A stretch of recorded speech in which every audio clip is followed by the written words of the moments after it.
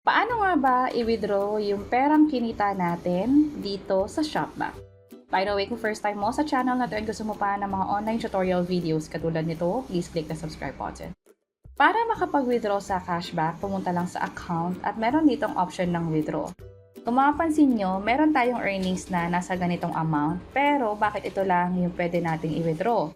Pag check nyo kasi yung transaction history ninyo, halimbawa, tap ko tong see activity, meron ditong mga track. Ibig sabihin, halimbawa, kaka-shop mo pa lang at i-review pa yan kung talagang na-fulfill mo yung mga terms and conditions para makakuha ng cashback. So, kapag na-review na nila yung mga track na yan at na-approve na, mapupunta na siya dito sa available to withdraw. May mga ipapakita ko sa inyo dito sa bandang baba na na-confirm na at meron namang iba na na-reject na. Halimbawa, kinancel ko o hindi ko tinuloy yung pagbili nun, may-reject at may-reject talaga siya. So, yun yung dahilan bakit hindi withdrawable lahat. Yung available cashback to withdraw lang, yung amount dito sa bandang baba, yung pwede lang nating makuha. Tap ko yung withdraw. At sa pag-withdraw, meron tayong iba't ibang option, katulad ng sa e-wallet o yung sa mga bangko. Ito yung sa banks, pwedeng BDO, BPI, Metro Bank, pwede rin naman ng e-wallet katulad ng GCash at Maya. In this video, try natin yung sa GCash. So, add natin yung wallet, piliin natin yung GCash, and then kumpletuhin lang natin lahat ng info dito. Name as on bank account, ibig sabihin kung sino yung owner ng bank account na yon or ng GCash wallet na yon, maging yung cellphone number.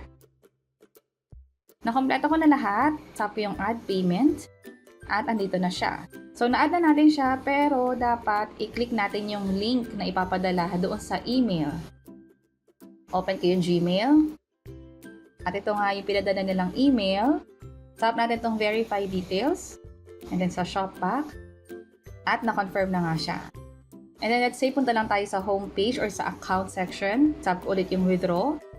And then enter ko na lang yung amount. Let's say 1,000 pesos. Tap ko yung withdraw.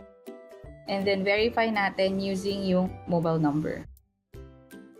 Kanina meron tayong option via Viber at kinancel natin. Ang gagawin natin is via SMS na lang. So, hihintayin natin yung code na ipapadala doon sa phone number natin.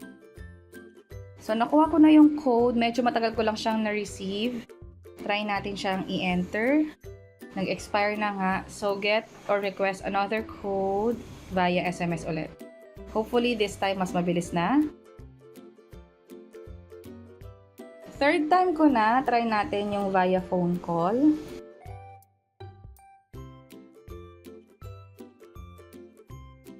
So, nakapag-withdraw tayo na mas mabilis gamit yung phone call. Enable ko lang yung biometrics ko very quick.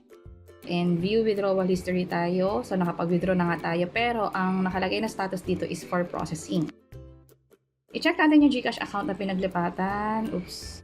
Sa transaction, wala pa pumapasok dito na 1,000 pesos. Ang reason niyan is dahil nga for processing siya at ang estimated na completion nito ay on this date pa. So, pwedeng abutin ng within 10 days, hindi kasama yung weekends and public holidays para dito. So, for now, stop ko yung recording at proceed tayo kapag pumasok na yung pera sa mismong GCash o kung nagkaroon ba ng kahit na anong problema. Ito yung update kung saan April 13, nakuha na natin yung cash. Kumbaga, April 8 nga natin siya pinrocess after 5 days. Nakuha na natin yung pera sa GCash. Tinry ko pa siya ulit ng 1,500 naman. Ganon din, na-process din siya ng April 13. At yung dalawang transaction na yon ay naging successful nga. Nakuha ko yung 1,000, also 1,500 sa GCash account ko after 5 days. And that's it. Sana nakatulong tong video na to. Para sa iba't ibang mga tutorial naman, pwede nyo i-check yung mga nasa baba. Sana makatulong. See you sa next videos. Bye-bye!